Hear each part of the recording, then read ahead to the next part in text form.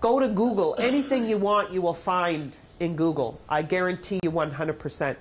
Type in Mississauga neighborhoods. Type in Toronto neighborhoods. Type in Oakville, Ontario neighborhoods. You have to put Ontario because there's more than one Oakville in the world. So, and they'll come up with all kinds of data. And now put together a nice, simple little piece on the area.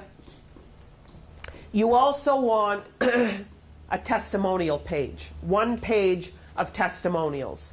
And ideally, photo, couple of sentences. Photo of the client and a couple of sentences. Photo of the client, a couple of sentences. Photo of the client, a couple of sentences. Rather than page after page after page. Like I said, the goal here is not a lot of reading. Valuable information, but not a lot of reading. And the only thing that's going to have a lot of reading, obviously, in the pre-appointment is going to be the listing agreement and the purchase agreement if they choose to want to read that. Other than that, that's the only reading that's really in there. So are putting a copy of the online service report of an example of a client? You could certainly do that. The one thing you do not want to put into either one of these reports, I want to make sure, because people sometimes like to expand, and that's good. Make sure you do not put anything in about prices. In other words, don't give them prices of what homes have sold for on Green Street, the street they're on. You don't want to put any. It's one thing to say, you know, Oak W21, the Oakville area, has gone up. That's one thing. You don't want to talk about what house prices are selling for on their street, what houses are listed at on their street. You don't want anything like that. You don't want to put any comparables in there. You want that snapshot is what is covering that. So you don't want to do that, because if they look at this and think that you're trying to tell them their house is worth $400,000 and they think it's worth $600,000, you just lost an appointment. So don't put anything in about numbers like that. Any questions there? Okay. Now, the last thing I want to say, you should get a cover created for yourself. If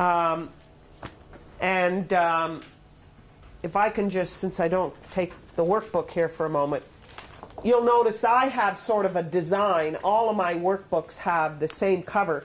The only difference is the bar down the side.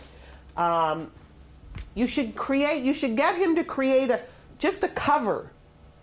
And this cover can be used for, because you should have a buyer packages as well as seller packages, as well as packages, you know, when you're going for a price reduction, when you're going, anything like that, okay? Service report, all of the reports, anytime you give people 2 or 3 or 4 or 5 pages, you'd like to put it in your little cover. Okay, so you should create one document that's your cover, that's universal, that can be used with everything. And then it'll just look really great. It also brands you. And you should try and come up with a marketing line, like change we believe in. Everybody knows who that belongs to now. So the bottom line is what you'd like to do eventually is come up with your own line. It may take you a year or 2 before you come up with one, but you should try and think about one that sort of represents who you are and the services that you provide. And that's why, once again, why I like magazines, because you learn so much from them with the headings. You might find a heading that just pops off a page, and it becomes the head, your line. So I knew a friend of mine who works in Mississauga area, who's a golfer, and he used the line, "It's the follow-through that counts."